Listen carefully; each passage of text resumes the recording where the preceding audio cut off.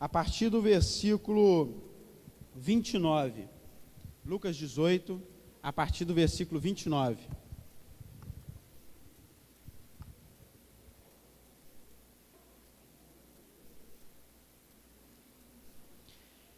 Diz o seguinte: respondeu-lhe Jesus: em verdade vos digo que ninguém há que tenha deixado casa, ou mulher, ou irmãos, ou pais, ou filhos, por causa do reino de Deus, que não receba no presente muitas vezes mais, e no mundo por vir a vida eterna. Em verdade vos digo que ninguém há que tenha deixado casa, ou mulher, ou irmãos, ou pais, ou filhos, por causa do reino de Deus, que não receba no presente muitas vezes mais, e no mundo por vir a vida eterna. Bem, Jesus aí então está concluindo um grupo de ensinamentos, creio eu. Eu não entendo muito de exegese, homilética, etc, mas Jesus começa a fazer alguns ensinamentos aí para o grupo de pessoas. Jesus estava num momento especial demais da vida dele. Ele tinha saído lá do norte do estado de Israel e estava descendo. Ele estava passando aí mais ou menos pela Galileia, fala a palavra de Deus, e fala a palavra de Deus que ele ia de cidade em cidade ensinando. Então Jesus estava indo para Jerusalém, lá ele ia ser morto. Ele sabia disso, ele já tinha profetizado isso, e ele ia então completando assim a sua última viagem antes da sua morte. E ele tinha começado a descer, aí ele estava ainda uns 160 quilômetros para chegar em Jerusalém, e ele devagarzinho caminhando, e ia passando de cidade em cidade ensinando, curando, né? Ali completando então o seu ministério, que teria o seu auge então na cruz e na ressurreição no terceiro dia. Jesus, ele ensinando, ele propõe em determinado momento, esse texto, ele fecha o assunto com o jovem rico, é o fechamento do assunto com o jovem rico, e ele começa já tratando o assunto que ele ia tratar com o jovem rico antes de se encontrar com o jovem rico. E ele começa propondo uma parábola. E ele fala que 2 homens tinham descido ao templo para orar. Né?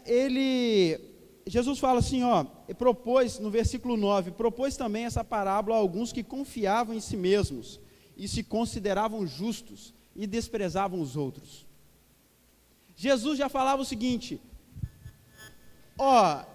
eu sei que o jovem rico vai me perguntar alguma coisa, eu vou dar uma chance dele não passar essa vergonha toda, eu já vou começar ensinando ele aqui.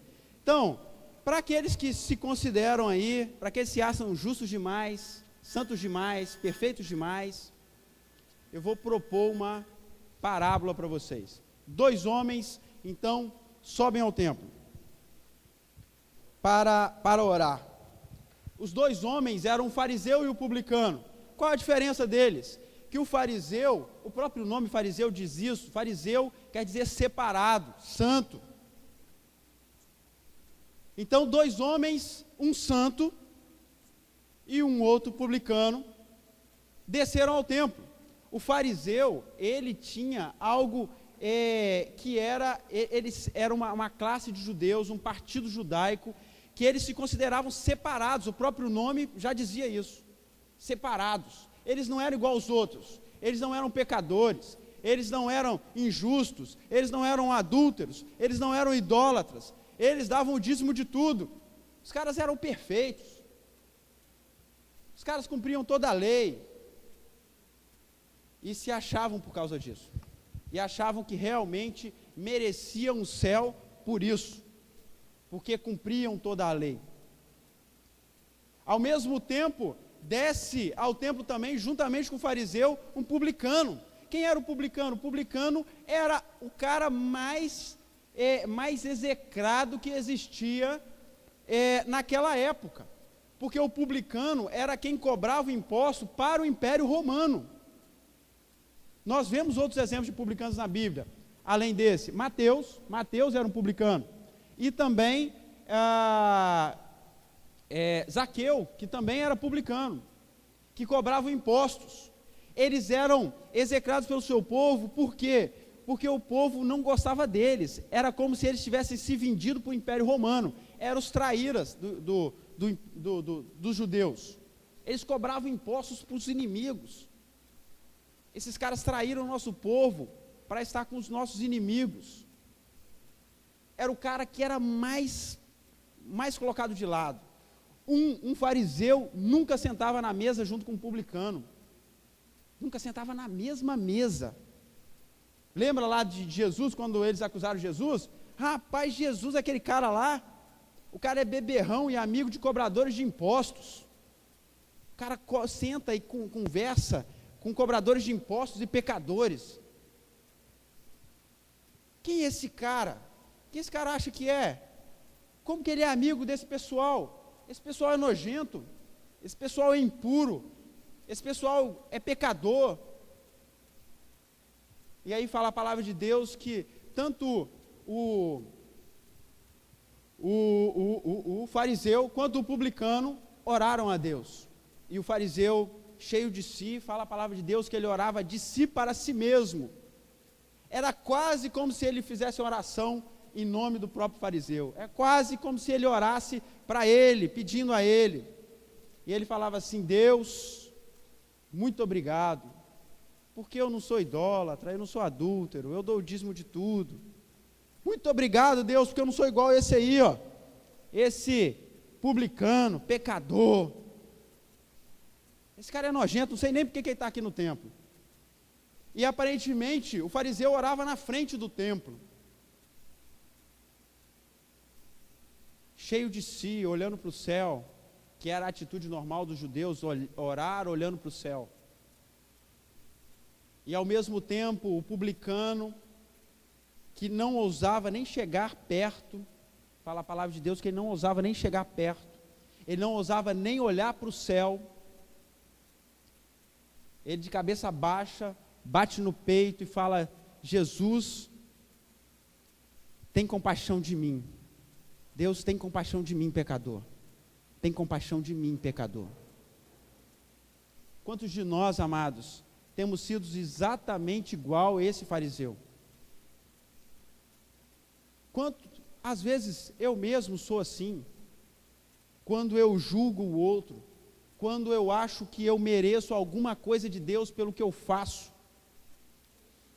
Eu acho que eu mereço alguma coisa de Deus por aquilo que eu sou, por aquilo que a minha vida conta. Nada, eu não mereço nada de Deus, como qualquer outra pessoa não merece. Nenhum de nós merece acesso a esse Deus maravilhoso. Nenhum de nós merece por si mesmo algo de Deus. E muitas vezes nós nos comportamos exatamente igual a esses fariseus. Quando nós deixamos de lado de amar o nosso próximo e de tratar ele de igual para igual, quando nós começamos a olhar de cima para baixo. Por isso que a minha questão com o homossexualismo e não só isso, mas tantas outras coisas, é tão complicada, é tão forte, que eu tenho visto na igreja. A igreja se importa tanto com isso. São tantos posts nas mídias sociais sobre o homossexualismo, mas você não vê um post sequer sobre crianças passando fome, sobre mulheres se prostituindo. Um deputado de São Paulo, numa entrevista falando sobre o trabalho escravo, ele falava: a igreja hoje se importa mais com outdoor, com a mulher nua, do que uma criança nua debaixo desse mesmo outdoor passando fome. Ela se irrita mais com o outdoor do que com a criança. Nossa igreja deixou de ser relevante porque nós aprendemos a julgar as outras pessoas e não amá-las, e não considerá-las como iguais a nós, e saber que nós somos pecadores tanto quanto qualquer outra pessoa, e que a única coisa que está sobre nós que nos justifica é o sangue de Cristo Jesus. Esse é o primeiro passo creio eu, para sermos uma juventude relevante na nossa sociedade, para sermos uma juventude que realmente faça diferença onde quer que nós pisemos, considerarmos nós mesmos como indignos, termos a mesma atitude do que aquele publicano. Tem misericórdia de mim, pecador, tem misericórdia de mim, Deus, porque eu mesmo não sou digno de estar aqui na sua casa, eu não sou digno de ser presidente nacional de uma cidade, eu não sou digno de estar aqui falando para vocês. Deus me escolheu, não sei porquê, mas a nossa atitude precisa ser essa: humildade, desespero pelo nosso pecado, desespero pelas coisas que estão em nós, que realmente nos atrapalham a amar a Deus sobre todas as coisas e ao nosso próximo como a nós mesmos. Jesus continua e fala que sim, o publicano é que desceu para sua casa justificado, não o fariseu. O fariseu não estava orando a Deus, o fariseu não estava pedindo a Deus, o fariseu estava querendo falar para Deus o quão bom ele era e que Deus deveria obrigatoriamente levar para o céu de tão bom que ele era. Já o publicano não, o publicano confiou inteiramente em Deus para a sua salvação. E ele continua, e ele fala que, aí ele dá o exemplo das crianças, também um exemplo de humildade: deixai vir as minhas crianças. Jesus pegava elas e abençoava. E fala que nós precisamos ser como aquelas crianças, humildes diante de Deus, dependendo exclusivamente de Deus, como uma criança que é levada pela mão pelo pai e pela mãe, sendo conduzida e não desejando conduzir a algum lugar. Precisamos ser essas crianças. E aí vem o jovem rico, aí de repente aparece o camarada que também, igualzinho o fariseu, confiava em si mesmo, achava que por ser alguma coisa, por ser riquíssimo, fala a palavra de Deus, riquíssimo, que esse jovem tinha muita coisa, o cara tinha uma posição, fala Lucas, que o jovem rico tinha uma posição na sociedade, e aí ele vem logo com a bajulação, né? Bom mestre, o que farei para herdar a vida eterna? Olha só como essa frase, apesar de simples, ela está carregada de muitas intenções. Primeiro, ele já fala assim, bom mestre, porque ele estava querendo bajular Jesus, e não só isso, mas também ele queria dizer que algumas pessoas desse mundo eram boas o bastante para ir para o céu. E olha o resto da pergunta: o que farei para herdar a vida eterna? O que eu posso fazer? Como que eu posso ser? O que eu preciso ser na minha vida, no meu dia a dia, para herdar a vida eterna? E aí Jesus já começa descendo a lenha, né? Jesus já começa dando uma nele, e responde, no versículo 19, por que me chamas bom? Ninguém é bom, senão um, que é Deus. Jesus já fala, ninguém é bom o bastante, camarada, para ir para o céu. Ninguém pode, pelas suas próprias forças, ir para o céu. Você precisa aprender que você precisa confiar em Deus em tudo para ir para o céu.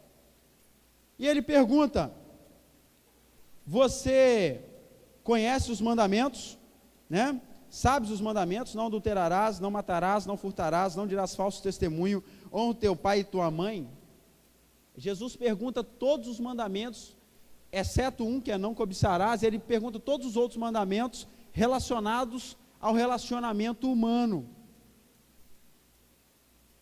E Jesus fala, você sabe de todos os mandamentos? Ele fala assim, desde a minha infância, eu sou tão bom, Jesus, que desde pequenininho eu cumpro todos eles. Não tem nenhum mandamento que está de fora, todos, desde pequenininho eu cumpro todos, eu sou bom. Você não está entendendo, eu não sou igual a esses outros aí que estão te seguindo aí, eu sou bom, eu sou diferente, eu sou melhor.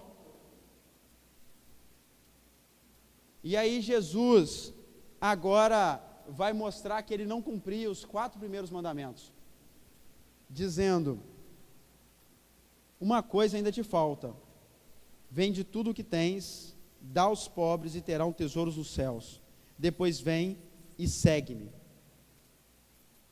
E ouvindo essas palavras, ficou muito triste porque era riquíssimo. Jesus fala: falta ainda para você uma coisa, você cumpre os mandamentos, mas você não confia em Deus. Você cumpre os mandamentos, mas você ainda não aceitou a Deus, não confia em Deus para a sua salvação. E eu vou te dar uma chance de se redimir disso. Vai, vem, acaba com as suas riquezas, acaba com tudo, vem e confia só em Deus, só em mim para a sua salvação, e eu te garanto, você terá um tesouro no céu. Eu te garanto que você vai se despir dos tesouros dessa terra, mas lá no céu você vai ter um tesouro. E ele sai triste porque ele era muito rico. Aquele jovem, ele confiava em Deus, confiava no seu status, confiava na sua situação financeira, para então ir para o céu. Porque para o judeu, e nós vamos ver isso um pouquinho mais à frente no texto, o judeu, quem era rico, estava automaticamente salvo, porque a riqueza era sinal de bênçãos divinas, era sinal que Deus aprovava aquela pessoa, era sinal que Deus gostava dele, queria salvar ele, e ele achava que, por ele ter muitas riquezas, ele estava automaticamente credenciado a ir para o céu, mas ele estava confiando naquela riqueza, o coração dele estava ali. E nós temos a nossa grande questão hoje, talvez você não tenha tanta riqueza quanto aquele jovem, talvez você seja mais parecido comigo, né? Tem no máximo uma casa e um carro e olhe lá, mas mesmo não sendo rico, a gente pode confiar em outras coisas. Talvez a nossa confiança está na nossa família, talvez a nossa confiança está na nossa casa, no carro, nos nossos bens, talvez a nossa confiança está na nossa profissão, talvez por isso que muitos não fazem, como o nosso amigo aqui, eu não lembro o nome, mas que largou a profissão dele, administrador no Correios, para ir para a missão, porque é difícil, o cara tinha passado um concurso público, não é isso?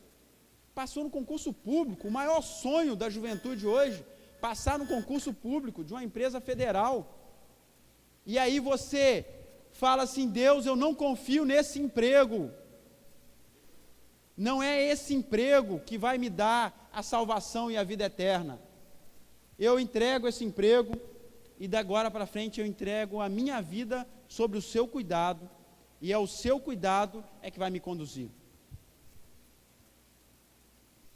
Que difícil é fazer isso, não é? Você já pensou largando a sua casa, a sua vida, a sua família, para ir para algum lugar em prol de missões? Você já pensou isso, em largar a sua segurança pessoal em prol do reino de Deus? Pois eu digo para você, se você não tem essa coragem, você está exatamente igual o jovem rico, que não teve coragem de largar, e simplesmente virou as costas para Jesus e foi embora. Triste, porque ele sabia que a confiança dele estava na profissão dele, estava no dinheiro dele, estava naquilo que ele tinha. Às vezes não,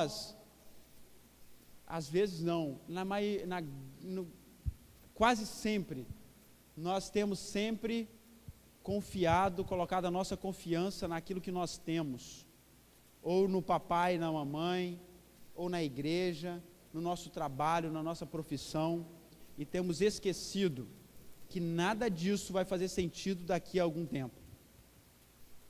Ontem a gente estava reunido, um grupo da liderança, e eu falei para eles: gente, daqui a 80 anos não vai ter, acredito eu, não vai ter ninguém aqui mais de nós vivo. E 80 anos não demora tanto assim a passar. E nós temos nos preocupados tanto com as questões daqui deste mundo, passageiras, temporárias, fúteis, e temos nos preocupado tão pouco com as questões eternas, que ficarão para sempre. John Piper fala que na casa dele tinha uma frase, que ficava sempre na parede, e a frase ficava assim: uma vida, logo passará. Só o que for feito para Cristo permanecerá. Uma vida logo passará. Só o que for feito para Cristo permanecerá. Os jovens hoje gastam tanto tempo estudando, brincando, jogando, fazendo tantas coisas que não vão adiantar nada para onde nós vamos. E Jesus continua, e ele fala, quão difícil é, né? Quão difícil é uma pessoa que confia nas riquezas entrar no reino de Deus. Uma pessoa rica entrar no reino de Deus, é a palavra que ele usa. E aí os discípulos assustados, porque para o judeu, o rico tinha acesso ao céu. Os pobres ainda estavam tentando, mas o rico não. Deus tinha abençoado aquele cara, com certeza ia para o céu. E aí os discípulos, mas sendo assim, Jesus, quem vai poder ir para o céu? Jesus fala, o impossível aos homens é possível a Deus. E aí Pedro logo fala assim, Jesus, é o seguinte, nós deixamos a nossa casa para te seguir, nós deixamos tudo. Aquele jovem lá não quis não, Senhor. O jovem lá não quis não, mas nós deixamos, lembra disso, hein? Lembra disso, estou aqui. E aí Jesus fala, eu vos digo que não há ninguém que tenha deixado casa, pai, mãe, filhos, filhas, esposo e tudo para trás, que não receba ainda neste mundo e no porvir muitas vezes mais. Muitas vezes mais. Jesus está nos dizendo que quão difícil é para a gente que confia na nossa casa, no nosso status financeiro, no sobrenome da nossa família, na fazenda do papai, na loja da mamãe. Quão difícil é entrar no reino dos céus aqueles que nestas coisas confiam. Nós precisamos fazer um exercício dia a dia na nossa vida. Eu estaria disposto, mesmo que a gente não vá,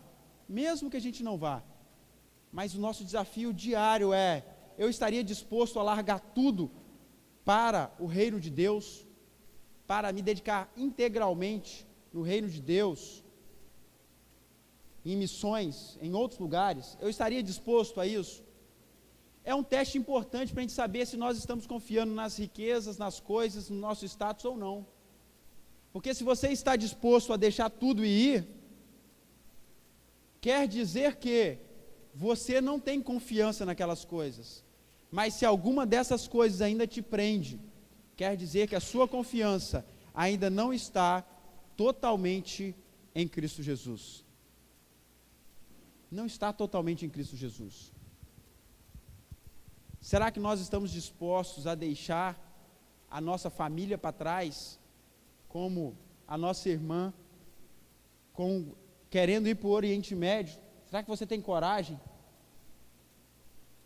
de ir pregar Jesus no Oriente Médio, deixando a sua família para trás? Será que você tem coragem de deixar o conforto do seu lar para realmente colocar a bandeira de Cristo onde ninguém ainda tenha colocado?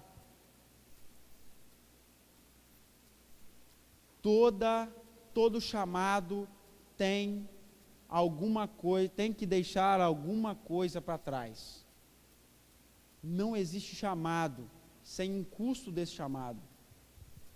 Alguns de nós teremos que deixar a nossa profissão, teremos que deixar o conforto do lar, teremos que deixar a nossa família para trás para ir para outros lugares.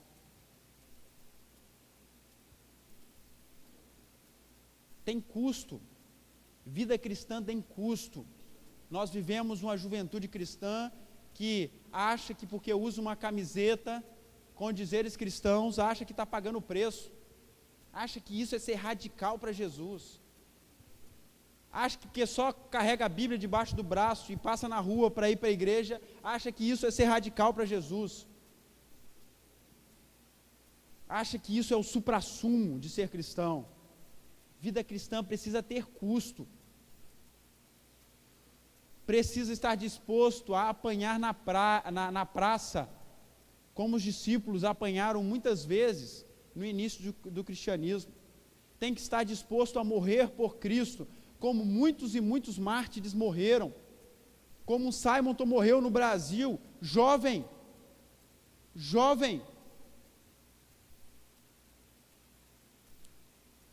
Vocês já pararam para pensar na vida de Simonton? Ele era filho de um congressista americano.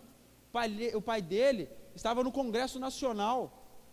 O pai dele era um advogado proeminente. Ele tinha se formado em direito.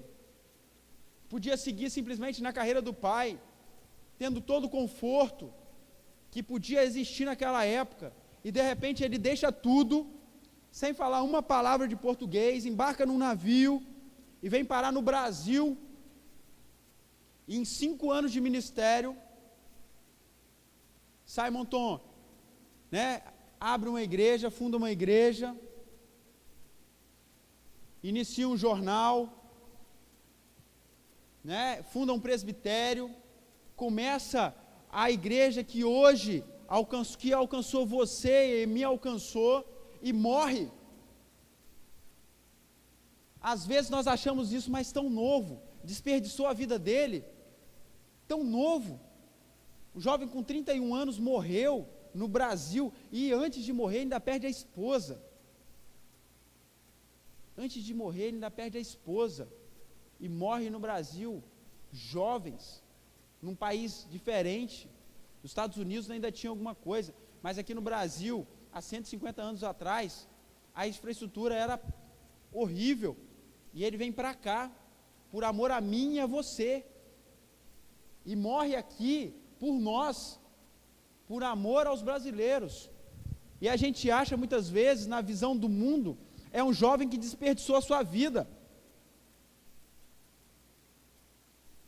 Desperdício de vida é o que muitos de nós, talvez a maioria de nós, vive hoje.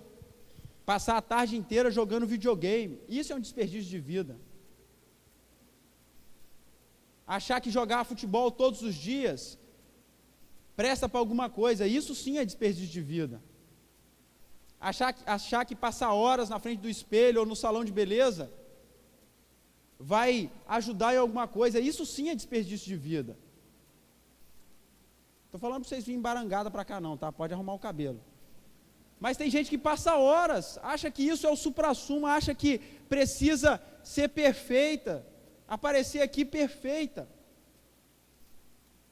Nós somos jovens cristãos, nós temos que dizer não à realidade do mundo que está aí, não ao que o mundo acredita, voltar nossos olhos para Deus. Nós vimos aqui, a região norte precisa de vocês, jovens, do norte do país, que já estão ambientados aqui. Ontem mesmo, eles estavam me falando a dificuldade, a Priscila estava me falando da dificuldade de algumas missões que tem aqui, que vêm jovens do Sudeste ou de outras regiões do Brasil e não se adaptam, porque é diferente. A realidade é diferente, vocês já estão adaptados aqui, então ninguém melhor do que vocês para pregar o Evangelho aqui. Na história, quantas igrejas foram abertas pela mocidade presbiteriana? Quando é que a sua mocidade ganhou um jovem para Cristo? É o que nós perguntávamos ontem para a liderança. Quantos jovens foram ganhos pela sua UMP no último ano, meu amado? Nós estamos brincando de ser cristãos. Estamos brincando de ser cristãos. Mocidade presbiteriana só serve para isso. Só serve para glorificar a Deus através do Evangelho integral, o Evangelho todo para o homem todo, sendo levado para todo canto. Depende de nós, eu e você, doarmos as nossas vidas em prol desse Evangelho. Nós precisamos, como jovens presbiterianos, lembrarmos que Deus nos salvou com o único objetivo de glorificarmos Ele. E aí o apóstolo vai falar, quer comais, quer bebais, façais tudo para a glória de Deus. Será que a nossa vida tem glorificado a Deus a cada momento? Será que nós temos sido testemunhas de Cristo em cada momento de nossas vidas? Precisamos aprender a deixar as coisas que gostamos de lado para em prol do reino de Deus. Deixar o conforto do nosso lar, porque muitas pessoas estão morrendo, muitos jovens estão morrendo nas nossas cidades, do nosso lado, os nossos colegas de trabalho, os nossos colegas de escola, estão morrendo porque nós não temos coragem de abrir a boca e falar de Cristo para eles.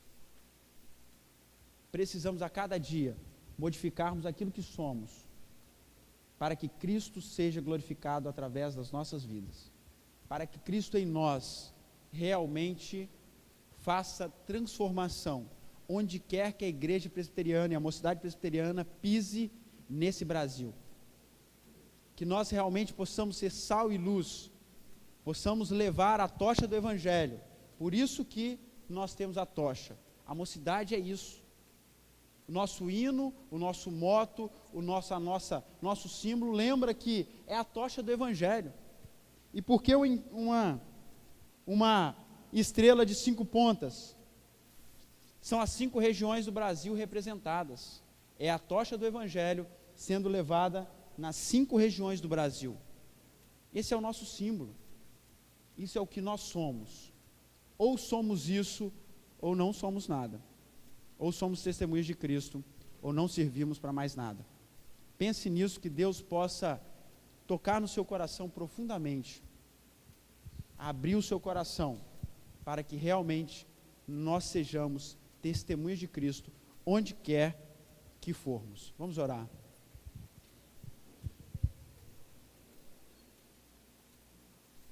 Pai amado, eu quero, em primeiro lugar, te pedir perdão, Pai, pela quantidade de vezes que temos confiado em nós mesmos, no nosso dinheiro, no nosso sobrenome, na nossa profissão, no nosso status, na faculdade que cursamos, e não temos depositado a nossa confiança inteiramente em Ti, ó Pai. Perdoa-nos, ó Pai, por não Te amar acima de todas essas coisas. Perdoa-nos, Deus, por não Te amar acima de tudo que temos ou de tudo que somos. Perdoa-nos, Deus, quando não confiamos inteiramente em Ti para caminharmos a vida cristã. Perdoa-nos, Deus, quando nós julgamos e apontamos o dedo para as pessoas, quando nós achamos que somos melhores, mais justos, mais puros, mais santos, e ao mesmo tempo não temos olhado pelo nosso próprio pecado, e dizendo profundamente como aquele publicano: perdoa-nos, Pai, tenha misericórdia de nós, pecadores. Perdoa-nos também quando não temos ido e abraçado a quem precisa ser abraçado, amar a quem precisa ser amado. As pessoas que estão caminhando a passos largos para o inferno. Perdoa-nos, Deus, quando não temos ido até eles e abraçados e dizendo que nós e o Senhor os ama profundamente, a ponto de nós dedicarmos as nossas vidas e o Senhor ter dado o seu próprio Filho a morrer por eles. Tenha misericórdia de nós, ó Pai, mocidade presbiteriana do Brasil, quando nós temos feito tantas coisas mais importantes do que falar do Teu Evangelho, do que amar ao nosso próximo e amar o Senhor sobre todas as coisas. Ajuda-nos, ó Pai, a aprendermos a deixar as coisas deste mundo, passageiras, de lado, para seguirmos inteiramente no Teu caminho, para seguirmos inteiramente contigo, aonde quer que o Senhor nos enviar. Talvez o Senhor tenha o desejo aqui que pessoas sejam profissionais aqui, onde estão, profissionais aqui que testemunham o Teu Evangelho. Mas creio também, Pai, que o Senhor aqui, nesse local, tem muitos jovens aqui, que têm o chamado para ir para outros lugares do mundo, para pregar o evangelho a toda criatura que tem sido omissos no seu chamado. Pai, queima no coração de cada um deles, para que eles possam, ó Pai, ter a coragem de largar tudo o que eles têm, tudo o que eles são, todo o status, todo o conforto, para poder se preparar e ir aonde quer que o Senhor os envie. Levanta jovens, ó Pai, que sejam corajosos para transformar a realidade desta geração. Jovens que não se conformam com a situação atual do nosso país, mas que estejam dispostos a pagar o preço pelo nome de Cristo, para que o nome de Cristo seja pregado em todos os lugares do nosso país. Usa-nos como mocidade presbiteriana. Usa-nos como jovens cristãos. Em o nome de Jesus nós te pedimos. Amém.